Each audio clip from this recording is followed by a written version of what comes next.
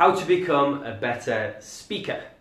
So a lot of you have probably seen me talking about the business side of speaking, but today I'm just really going to get stuck into the speaking tools and techniques that can make you a better presenter, a more engaging speaker, and make it so that people want to listen to you.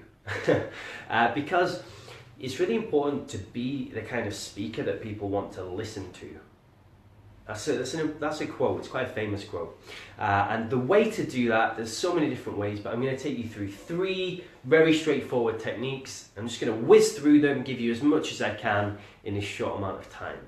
So the first thing you need to master if you want to be an amazing speaker are what I call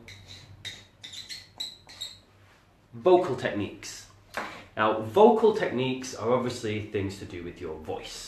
Okay, now there's loads and loads you can do with this, but the most important thing to do with your voice is your tonality. Tonality is the tone of your voice. This kind of voice I'm speaking at now is what I call my mid voice. Okay, it's my normal conversational voice that you use for the majority of your presentation. But if I just talk to you like this the whole time, it's going to be very monotone, you'll get bored, you'll get fed up, and people fall asleep, right? So you have to mix it up. So there's 3 main tones of voice you can use, okay? This is your mid voice. The next one is called your power voice, okay? Your power voice. It's when you're being powerful. So for example, 90% of businesses fail in the first 5 years. And not only that, the Financial Times actually says that out of the 10% that are successful, most of them are just barely keeping the lights on. So, if you do what all the other businesses do, you are bound to fail. That's an example of a power voice, okay? Doesn't mean loud, just means you speak with certainty, okay? This is where you make people feel something. You're really impacting them. That's your power voice. Now, it's very different to loud, okay? 90% of businesses fail in the first 5 years. It's not the same, right? And it hurts your voice. Power voice. You can say absolutely nothing with total certainty.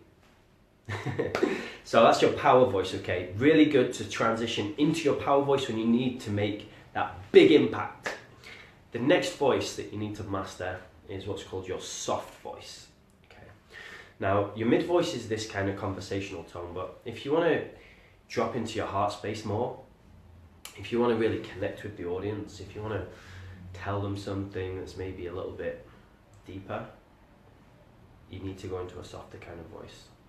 And as well, when you do this, your body language should be softer too. And really, you know, for example, for me growing up, it was very difficult. My dad was a drug addict, and we didn't have a lot of money, so we always had to fight for things. You know, I always had to do things on my own. And I know that was even true when I became a speaker. For my first ever speaking program I invested in, I didn't have the money. I had to borrow money from a friend, from a colleague actually. I didn't even know the guy. Just to pay for it, just to invest in myself.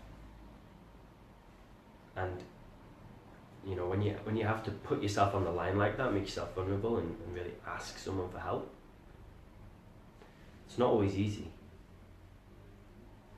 That's an example of a soft voice, and then back up to mid. So as a speaker, it's really important to use those transitions. When you're telling a more kind of intimate personal detail, use the soft voice. So that's the first vocal technique to use. Something else that's really, really important around the vocals is your storytelling. People love stories, and they don't like too much information. They like to mix things up. Now, personal stories are the best. If you have a relevant story, that's the best. But if you don't, then it's cool to use other people's stories too. Just be ethical about it. You know, if it's not your story, then don't pretend it is. Give credit to the person whose story it is, right? I use Wayne Dyer a lot in my speeches because his work's amazing, but I always credit him. You know, and if you use another speaker's stuff, just credit them. It's nice. It's all karma. It all comes around. We're all about speaking consciously. So storytelling, super important. What I do in most of my presentations are I just have 3, 4 or 5 main points. Like in this presentation, there's 3 points. There's 3 different techniques I'm going to take you through. This is point 1. And that's really simple. And then you can tell stories around it too. A bit like I did when we did the vocal exercise just a moment ago. So storytelling is really key. Now there's obviously loads more vocal techniques we can get into, but if you can be a great storyteller on stage and use your voice effectively, then you're already going to be miles and miles ahead of most of the other speakers out there. Now the second thing to master, if you want to be a really great speaker, is all around your physical techniques. Now by physical, what I mean are things to do with your body, okay? Things to do with your body language, that's a big one. Body language is really key for a few reasons. So firstly, how you stand on stage will determine the energy levels of the audience. And if you want them to learn, they have to have high energy.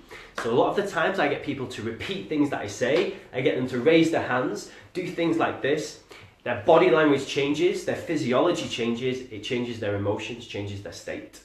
And a lot of the time gives them more energy. So I like to do energy raises where we literally get people up and we get them shaking off. You know, high fives are a great one too. Anything to change the body language, to change the state of the person, increases energy. Another physical tool to use is your eyes. Eye contact is super important when you're on stage. Really, when you're talking, if you want your message to land, you need to be making eye contact with at least one person in the audience. If you're just kind of looking all over like this and you're talking, the power of the message doesn't really land anywhere. With our body, most of the energy from our body comes out of our eyes and our mouth. So if you want energetically people to connect with what you're saying, make eye contact with them. There's this thing, the 3-second rule, which is basically when you make eye contact with someone, the first 3 seconds are going to be super awkward. And then you just fight through it. And then it becomes less awkward. And usually I'll make eye contact with someone for between 10 and 15 seconds. And then I'll move on to the next person. That way you really get some strong connections with the people in your audience. They're really going to feel the emotion of what you're saying, which is super important. So when you make eye contact, just do it. Kind of scan the room, find the people. And you'll find some people are very receptive to it as well. When you make contact with them, when you make pure eye contact with them, the energy just kind of, it grows in the room. It's really cool. Just try it out. Energy is so key for speakers. As well, you know, with energy, you can do all sorts of stuff to just get people more excited, okay? And we're going to talk about it in one of the later ones.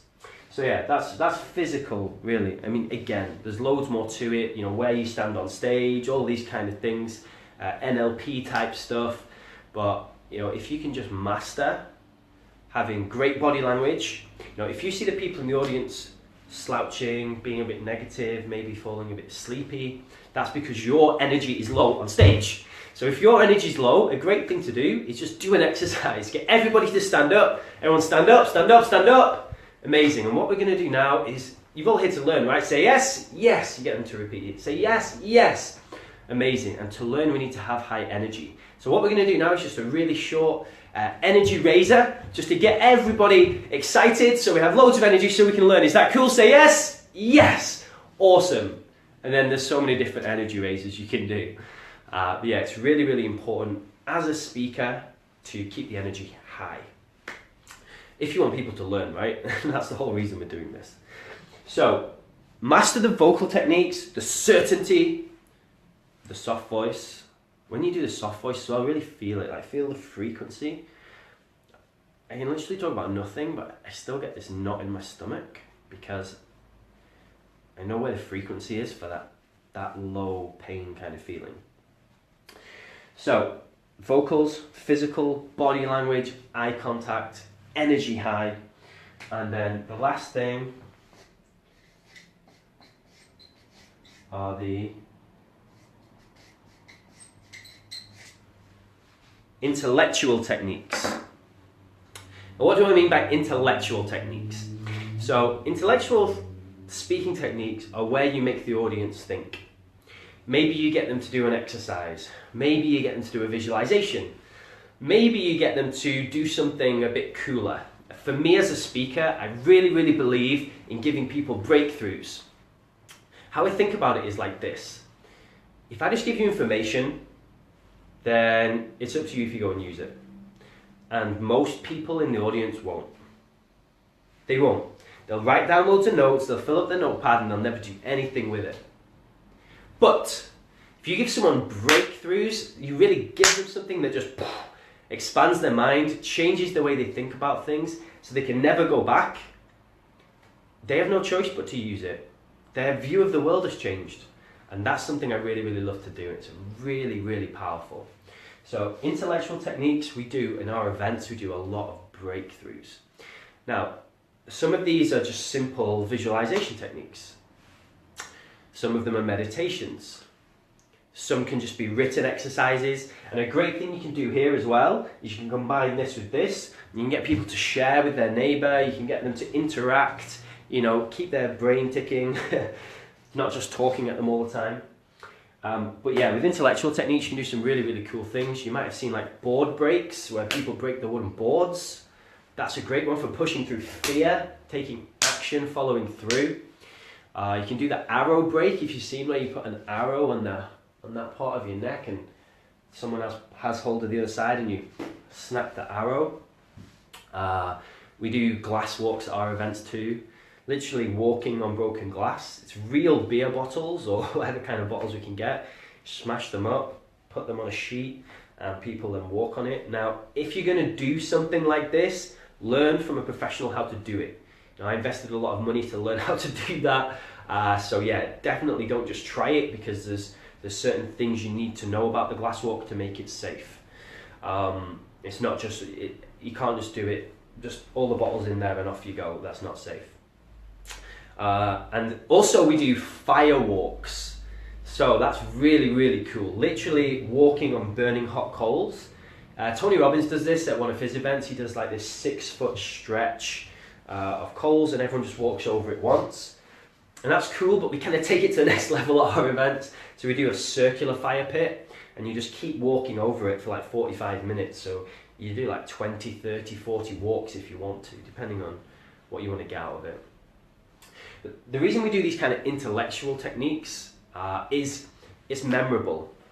It's something people haven't seen before. It's something they'll talk about, something that they'll remember you with.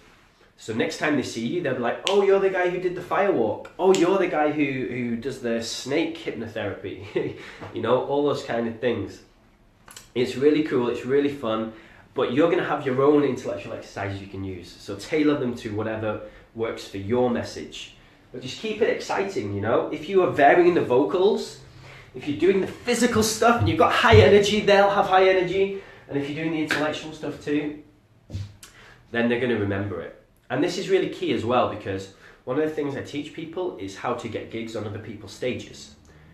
And one of the main ways to do that is to be good, right? If you can be a great speaker, they'll keep inviting you back. They'll recommend you to other event organizers. When you show event organizers a video of you on stage doing something really cool like this, they'll be like, wow, they want to get you on their stage, So by doing these 3 things, by mastering these 3 things, you can become an amazing speaker that people are going to remember. But also, you'll be adding massive value. By doing these 3 things, you're going to keep people's brains engaged, you're going to keep their energy high, you're going to give them breakthroughs, you're going to actually transform lives. And that's why I am a speaker. I'm sure that's why a lot of you are speakers. We're here to raise people up, help people, give people more, all those things. So that's what I wanted to share with you today. I obviously talk about this in a lot more detail in my online program. I've got my 3-month speaker success program where I teach you all of this stuff. So I'm not going to do a big sales pitch, don't worry. But if you are interested in my program, then comment below or message me. Just ask for more details. Just say, I'm serious. I like that one. I only like to work with speakers who are like hunger level of 10, they really want it. So if that's you, just comment below or drop me a message, say I'm serious, and I'll get one of my team to send you details of the program. This is just one small part of what we teach. There's other modules too where I teach you about the business side of things, how to create your message, how to create amazing products. That's a really important one. If you want to be a successful speaker, you need to have a next level of product or service. I teach you how to do all of that. But that's it. Thank you so much. I've got my phone flipped the other way because with Facebook Live, it usually reverses things. So I'm going to flip it around now and read some of your comments. So Sylvia, amazing content. Miguel, I know this is an amazing program, guys.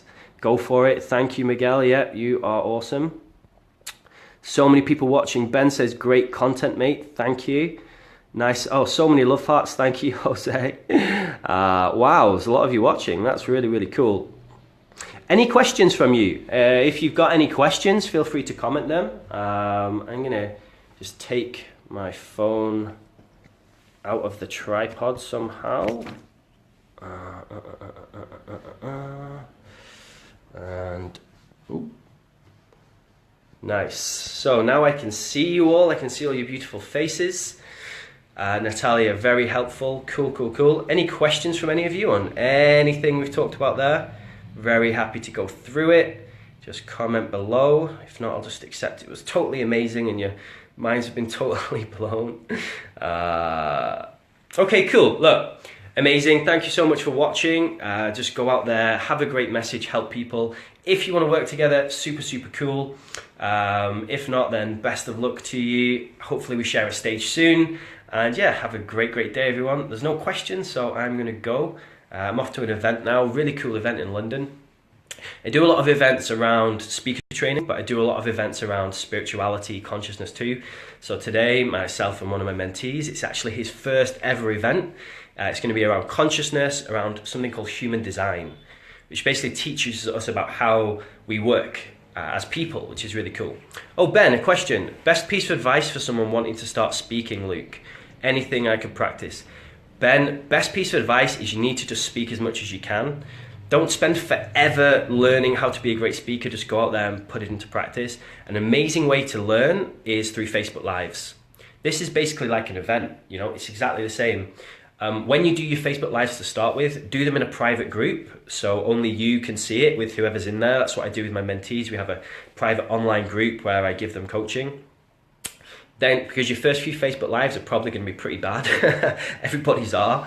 So yeah, do your first few Facebook Lives in a private group, get over the jitters, and then once you're ready, just have 3, 4, or 5 main points and do a Facebook Live. And that's like practicing your events. And then event organizers will see it too, especially if you start connecting with them on your Facebook and stuff. They'll see it, they'll take interest, and then when you connect with them, just ask them, hey, have you got any speaking gigs? And they'll probably say, have you got any videos of you? And you go, yeah, here's an amazing Facebook Live of me. Mona, see you there at the event. Oh, great, you're coming to the event. Amazing. Cool, cool, cool. Nice. Mona's an incredible drummer, and she's going to become a speaker soon once she makes that a priority. Cool. All right. Love you all. Speak to you all soon. Have a great, great night.